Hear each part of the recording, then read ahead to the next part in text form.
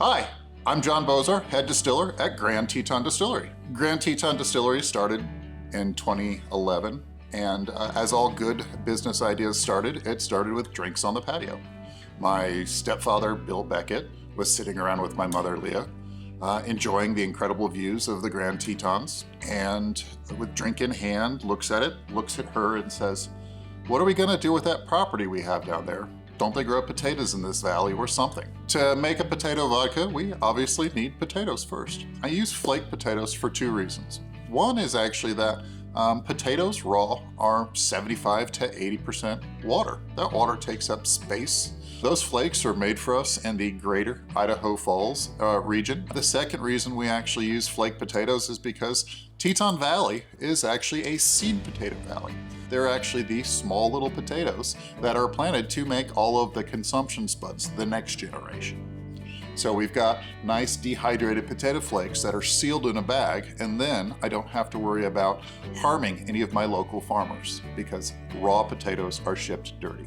Our finish still, our very first still here at Grand Teton, was actually originally designed as a soju still from China. To our knowledge, we're the first people to have this style of still in the United States. When we first started, I didn't know, I was not magically inclined to be able to design a still. But after 2 years of working with the still, I then went back to that same company and they actually designed the still that's directly behind me with the copper onion. That's our stripping still. My first 3 whiskeys were actually a science experiment. They are all sourced products from the MGP plant in Lawrenceburg, Indiana. We did them to see how aging a whiskey here was going to be different. At 6,000 feet of elevation and temperatures that get into negative double digits, that's just not something that whiskeys are typically aged at. My Coulter's Run bourbon whiskey, those empty barrels then were refilled to make my Teton malt whiskey. Teton malt whiskey is an all barley malt whiskey grown by a small family farm. That family farm had been selling their raw grains and decided, why are we selling all of our raw grains and not malting it ourselves? They started selling it to us in some of their first batches.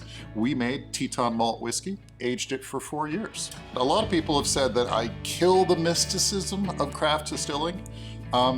And it's not that I kill the mysticism, it's just that, again, going back to that science thought process so that then I have something to measure back to make sure I'm ensuring the quality.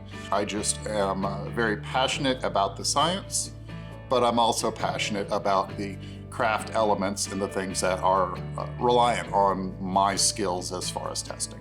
Over half of what's in your bottle is the water we're going to be adding at the end. When you go and look at other brands, they talk about limestone aquifers. You go overseas and they talk about artisanal wells and springs. And we have the same high quality water here. We get 500 inches of snowmelt up on the Targhee mountain range every year.